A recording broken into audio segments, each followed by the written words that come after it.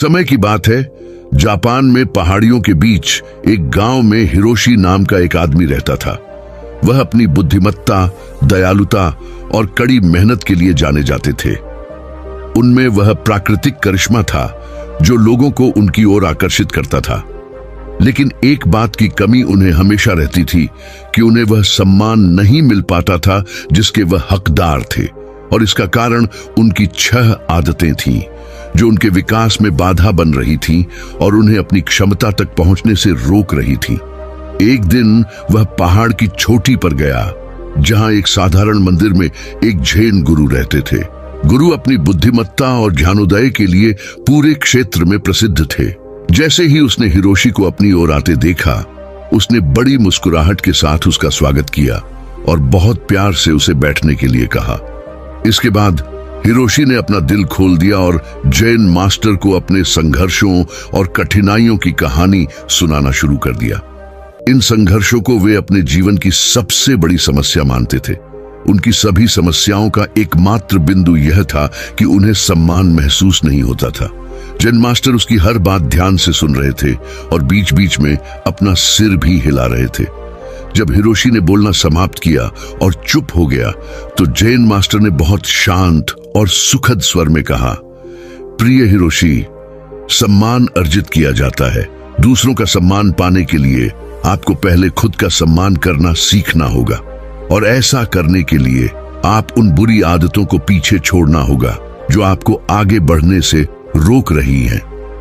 Hiroshi ने Jain master की ओर आशा भरी निगाहों से देखा, क्योंकि वह यह जानने को उत्सुक था कि वे 6 आदतें क्या थीं और कोई उनसे कैसे छुटकारा पा सकता है। जैन मास्टर ने आदतों के बारे में बताना शुरू किया। जैन मास्टर ने कहा, सबसे पहले जो आदत आपके काम में सबसे बड़ी बाधा है और आपको छोड़ देनी चाहिए, वह है अपने काम को टालना। काम को टालने से आप खुद को आगे बढ़ाने और महानता हासिल करने के अवसरों को खो रहे हैं। काम करने का मतलब है अपनी सफलता को टालना।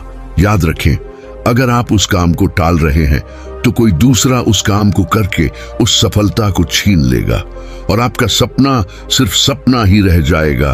इसलिए अनुशासन अपनाएं और अपनी जिम्मेदारियों को पूरे मन से निभाएं। दूसरी आदत है लोगों को परखने की आदत। हम किसी को बिना जाने या उसके बारे में अच्छी तरह से अध्ययन किए बिना उसके बारे में एक विशेष राय बना लेते हैं, और अक्सर यह राय नकारात्मक होती है। राय बनाने का मतलब है कि फिर हम उस व्यक्ति को उस नजरिए से नहीं देख पाएंगे। वह वास्तव में जैसा है वैसा इसलिए है क्योंकि हमारी राय इसमें हमारी बाधा बन जाती है और हम उस व्यक्ति, वस्तु या स्थिति की मूल प्रकृति को समझने में असफल हो जाते हैं। जैन मास्टर ने कहा था कि किसी को भी अच्छी तरह से जाने बिना या किसी भी स्थिति को समझे बिना हमें अपनी नकारात्मकता नहीं बनानी चाहिए या उसके बारे में सकारात्मक राय। जैन मास्टर ने जो तीसरी आदत बताई वह है कि हर बात पर दुखी होना बंद करो। हर स्थिति और हर चीज हमारे नियंत्रण में नहीं हो सकती, नहीं सब कुछ हमारी इच्छा के मुताबिक होगा। हमेशा कुछ न कुछ ऐसा होगा जो हमारी इच्छा के खिलाफ होगा। इसलिए जो चीजें आपके नियंत्रण में नहीं हैं और जिनके लिए आप कुछ नहीं कर सकते, उनके लिए दुखी होना बंद करें। चौथी आदत है ईर्ष्या और द्वेष को दूर करना और अपने अंदर की किसी भी शिकायत या असंतोष को दूर करना। अनावश्यक ईर्ष्या और क्रोध को मन में रखकर हम खुद को नुकसान पहुंचाते हैं। इससे हमारे अंदर डर और संदेह पैदा होता है जो बुद्धि को प्रदूषित करता है और शुरू हो जाता है भ्रम और भ्रम पैदा करना। इससे किसी भी काम में सफलता नहीं मिल पाती है। इसलिए जितनी जल्दी हो सके इन नकारात्मक आदतों से खुद को दूर कर लें। 5वीं आदत जो आपको छोड़ देनी चाहिए वह है दूसरों को दोष देने की आदत। किसी भी गलती के लिए दूसरों को दोषी ठहराना बहुत गलत है। इससे समाज में हमारी बहुत खराब छवि बनती है और हम अपनी गलतियों से सीखकर आगे बढ़ने की बजाय अपनी गलतियों को छुपाने और दूसरों को गलत साबित करने पर ध्यान दें। जब हमारे साथ कुछ अच्छा होता है तो हम उसका श्रेय लेना नहीं भूलते, लेकिन अगर कुछ बुरा होता है तो हमें खुद को भी श्रेय देना चाहिए। दूसरों को दोष देना असफलता की निशानी है। लोग असफल लोगों की आदत होती है कि वे अपनी असफलता के लिए दूसरों को जिम्मेदार ठहराते हैं। कई बार ऐसा होता है कि किसी और की गलती के कारण हमारा काम खराब हो जाता है, लेकिन जब कोई व्यक्ति बार बार अपनी असफलता के लिए किसी और को जिम्मेदार ठहरा रहा हो तो समझ लें कि यह किसी और की गलती नहीं है, लेकिन गलती इंसान की अपनी होती है। अपनी गलती स्वीकार करने से हम छोटे या हीन नहीं हो जाते, इसलिए किसी और को दोषी ठहराने से बेहतर है कि अपनी गलती स्वीकार कर ली जाए और उससे सीख लेकर आगे बढ़ें। छठी और आखिरी गलती है दूसरों से तारीफ सुनने की आदत। हम अक्सर दूसरों को दिखाने के लिए कुछ न कुछ नया करते रहते हैं। हम चाहते हैं कि लोग हमारी तारीफ करें, उन्हें हमारे बारे में अच्छा बोलना चाहिए और हम जो भी थोड़ा बहुत करते हैं लोग उसे उसकी प्रशंसा करनी चाहिए। अगर किसी बात पर हमारी आलोचना होती है तो हम बहुत दुखी हो जाते हैं और इस तरह हम लोगों के हाथों की कठपुतली बन जाते हैं। इसीलिए हमें दूसरों की प्रशंसा की कोई आवश्यकता नहीं होती और वैसे भी लोगों की प्रशंसा खोखली होती है जो हमें किस ओर ले जाती है। एक पल में आसमान हमें अगले ही पल जमीन पर फेंक देता है, इसलिए हमें निराश नहीं होना चाहिए। लोगों की प्रशंसा और बुराई से प्रभावित होकर हमें क्या पसंद है और क्या नापसंद है, जो सही लगे वही करना चाहिए। इसके बावजूद वह नैतिकता पर कायम रह सकते हैं।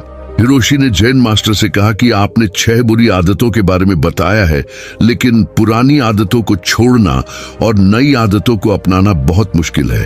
तो मेरा सवाल ये है कि हमारा दिमाग नई आदतें अपनाने का विरोध क्यों करता है और नई आदतें आसानी से कैसे अपनाई जा सकती है। जैन मास्टर ने कहा, ज्यादातर लोग आदतें बदलने में असफल होते हैं क्योंकि नई आदत से उनकी अवास्तविक उम्मीदें जुड़ी होती हैं। उदाहरण के लिए, यदि कोई व्यक्ति सुबह जल्दी उठकर व्यायाम करने की एक नई आदत विकसित करना चाहता है तो वह उम्मीद करता है कि इससे नई आदत से उसका वजन तेजी से कम होने लगेगा या उसका शरीर तेजी से मजबूत हो जाएगा, जबकि हकीकत में ऐसा नहीं है।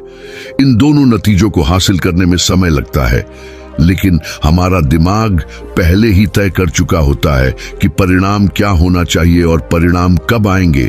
हमारी अपेक्षाओं पर खरे नहीं उतरने पर हम निराश और दुखी हो जाते हैं और अपनी पुरानी आदतों की ओर लौट जाते हैं।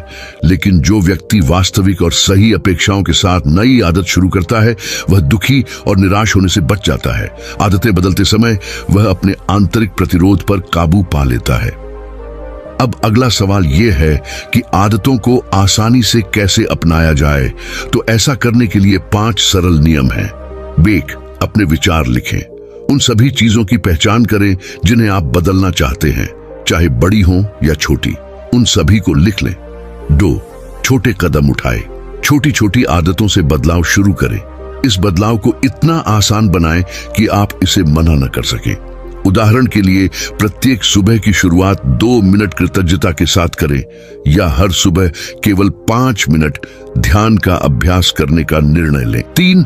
अपनी आलस्य और टाल मटोल की आदत को कम करें और इसके लिए सचेत होकर अपने काम के परिणामों को किसी मनोरंजक चीज से जोड़ें। उदाहरण के लिए, अपने आप से कहें कि मैं अपना सुबह का ध्यान और व्यायाम समाप्त करने के बाद 1 कप चाय पीऊंगा। यानी जब आप अपना ध्यान और व्यायाम का नियम पूरा कर लें तभी चाय पिए, उससे पहले नहीं। 4. अपने काम को एक आदत बनने दें। यानी कि जब तक आपकी यह कोई आदत आपकी आदत न बन जाए तब तक कोई दूसरी नई आदत शुरू न करें। 5. 5वीं आदत है कृतज्ञता या धन्यवाद की भावना। आप अपने जीवन में जिस भी आदत को बढ़ावा देना चाहते हैं उससे जुड़ी चीजों के लिए ब्रह्मांड या सर्वोच्च शक्ति के प्रति आभार व्यक्त करना शुरू कर दें। उदाहरण के लिए, यदि आप खुश रहने की आदत विकसित करना चाहते हैं तो उन सभी अच्छी चीजों के लिए आभार व्यक्त करना शुरू करें जो आपके जीवन में खुशी लाती है, और फिर आप देखेंगे कि वे सभी अच्छी चीजें आपके पास कई गुना होकर वापस आने लगेंगी। एक बात याद रखना, वो जो निष्क्रिय और असंवेदनशील होकर बैठे रहते हैं वे गलतियां नहीं करते। गलती वही लोग करते हैं जो कुछ नया करने की कोशिश करते हैं। गलतियां करना और उनसे सीखना मानव जीवन का हिस्सा है। इसलिए गलतियां करने से मत डरो, बल्कि एक ही गलती को बार बार दोहराना भी मूर्खता है। जैन मास्टर ने आगे कहा, अब मैं आपको 10 सरल आदतों के बारे में बताऊंगा जो एक आसान और अधिक व्यवस्थित जीवन जीने के लिए आवश्यक है। एक बार जब आप इनमें से कुछ आदतों को लागू कर लेंगे तो आप खुद को नियंत्रण की भावना के साथ पाएंगे और आप पाएंगे कि आप बिना थके अधिक काम कर रहे हैं। हालांकि आपको इन सभी 10 आदतों को लागू करने की आवश्यकता नहीं है, कुछ दूसरों की तुलना में अधिक लागू होंगी। आपको यह तय करना होगा कि कौन सी आदत आपके लिए काम करेगी। नंबर 1, आदतों को एकत्रित करें। आपके पास जो भी अच्छा विचार या अवसर आए उसे एक कागज पर लिखना शुरू करें। अपने पास एक छोटी सी डायरी रखना शुरू करें। नंबर 2, जब आप सारी जानकारी और सब कुछ इकट्ठा कर लें तो उसके बारे में ठीक से सोच लें और फिर निर्णय लेने में ज्यादा देर न करें। इसे तुरंत पकड़े और काम पर लग जाएं। नंबर 3, उन शीर्ष 3 कार्यों को लिखिए जिन्हें आपको हर दिन पूरा करना है और उसे हर हाल में पूरा करने का प्रयास करें। नंबर 4, एक समय में केवल एक ही काम पर ध्यान केंद्रित करने की आदत विकसित करें।